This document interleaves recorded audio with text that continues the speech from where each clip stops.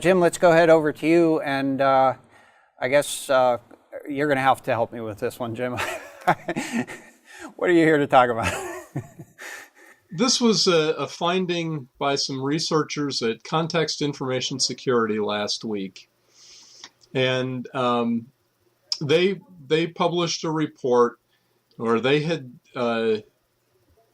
looked at a certain brand of Wi-Fi enabled LED light bulbs. Wow. That could be controlled via your iPhone or your Android. And I believe they were colored. I think you could change the color of the light. You could turn them on and off. Mm-hmm. One light bulb had to be on the Wi-Fi network, and then the rest of them actually were on a low-powered wireless mesh radio network. But basically, these guys at Context got their hands on one of these light bulbs, tore it apart, reverse engineered some stuff, and figured out that if you were within range of this mesh network, which is about 30 meters, they were accidentally broadcasting the Wi-Fi password over that mesh network to the other light bulbs. It's kind of an interesting result, but it's not anything that I'm going to go panic about. But it's one of these things, having more and more devices connected to the internet. Brian, you always talk about the internet of insecure things.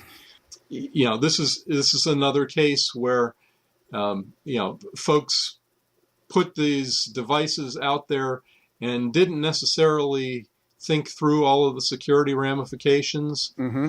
Now, the LIFX guys, the manufacturers of these light bulbs, actually responded very quickly as soon as Context alerted them to it. They have created firmware updates for the light bulbs. There's a Windows or a Mac, or I think even a Linux app that you can run, that if it's on the same network, then it'll push the updates out to these light bulbs. But it was kind of an interesting finding. It was, as I said, not something that is going to be attackable from the internet. This particular one, you had to actually be on that other, the low-powered, the 6-low WPAN network to see that traffic. And with this firmware update, they are now encrypting that traffic between the light bulbs. So, well, I guess, first of all, the lesson learned here is if your living room starts looking like a disco and you didn't plan on that or intend for that to happen, you might want to check and see if there are any vulnerabilities that need to be patched in your light bulbs. Did I get that basically right, Jim? Yeah, well, that's certainly one lesson from all of this. There were a couple of write-ups on this that I read, and a good one was the HelpNet security one, where they quoted the research director at Context as pointing out, it's clear that in the dash to get onto the IoT bandwagon, the Internet of Things bandwagon, security is not being prioritized as highly as it should be in many connected devices. And this is something that we've talked about on this program any number of times. They want the connectivity, the users want the functionality, and security isn't always in the forefront of everybody's mind when they're developing these things. And this is just another example of where that can potentially bite you. As I said, hacking into these things isn't trivial, but potentially it's within the capabilities of determined bad guys. Right. And, I think one aspect of this is it really kind of drives home the scale of this Internet of Things, where we're going to. Now, how many people would have conceived of the notion of a light bulb, being a part of the network? And even though I guess you have a master and you have a bunch of slaves kind of off of that on a mesh network, and this is conjecture on my part, but I would expect that there are some assumptions about the bandwidth capabilities of a mesh network using that technology and how much transmission is going on. Whereas if you can tell all the devices to kind of talk, you could effectively conduct a denial of service attacks on a local basis on that bandwidth. Now, we'd have to investigate that a little bit further, but these kinds of concepts are a lot of little things that kind of spur off from this whole concept from a security standpoint that we perhaps haven't even really thought about very closely yet.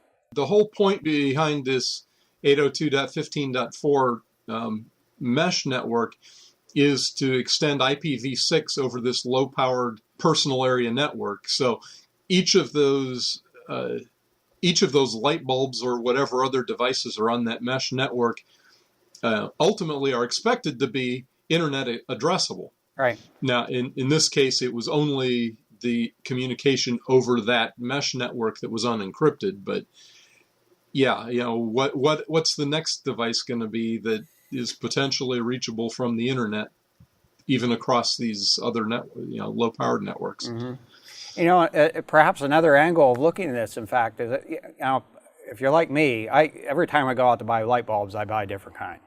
Now, you could argue that, so long as there are proprietary aspects of this kind of technology, it might drive folks to buy the same kind of light bulb for their entire house and kind of continue to do that, at least for a period of time. But I would expect that most likely what's going to happen is maybe they're going to have some standards for communications and things like that. And so you might have 24 different brands of light bulbs with 24 different pieces of software on those. And so long as the patching processes for each of those and it sounded like it was a somewhat cumbersome patching process that you were describing, that whole thing really needs to be brought to the point where it's much, much easier when you have not just a handful of devices in your house, but perhaps 100 of them, right? My thought is, I'll probably remember to upgrade my home router, maybe remember to upgrade my smart TV.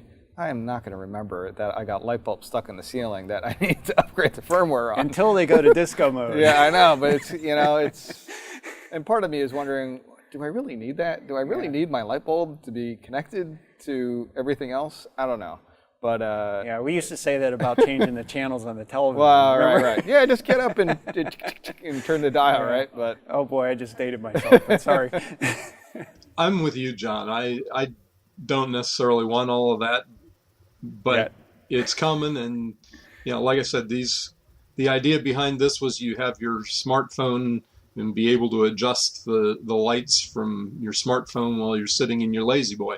I could see this going, I don't want to get too far off topic here, but I could see this going off, and when we start talking about smart grid and having the capability to, lights are automatic. We're trained to turn lights on and turn them off when we go in and out of rooms, but it doesn't have to be that way. There can be other technologies around that say, that sense when you come into the room, know when the lights need to be turned on for other reasons, for security reasons or whatever. And so all of that will become a lot more automatic than the notion of a light switch on the wall may actually disappear in here. So it's those kinds of concepts that, it really does change the way we think about things. And then, go ahead. I was going to say, I kept thinking, I watched the promotional video for this brand of light bulb, and they had not just, this is my reading lamp over here. They had whole buildings set up with this where you could, everything turns blue when you hit a button on your smartphone. Right. And I started thinking about deployments of regular IT, where, if you would have a regular network over here for, desktop machines, you would have your servers on a separate network, you'd have interfaces for those management on a separate network. Maybe you have to start thinking about different Wi-Fi deployments for your smart bulbs as opposed to your regular users and things like that to segment it. And that would sort of mitigate some of the problems here, because if you can get into the smart bulb level, you can cause your disco party, like you said. You can't get much further than that. Yeah. So now the home router gets a lot more sophisticated, or we hope, those sorts of capabilities. There is a notion of a DMZ in home routers, many home routers. It's a little bit soft in terms of my definition of what a DMZ is supposed to do, but there certainly are some opportunities to improve on it, and hopefully we'll be moving in that kind of direction as well. I guess you can kind of do it manually by buying multiple devices and kind of daisy chaining them together and things like that today if you like as well, right?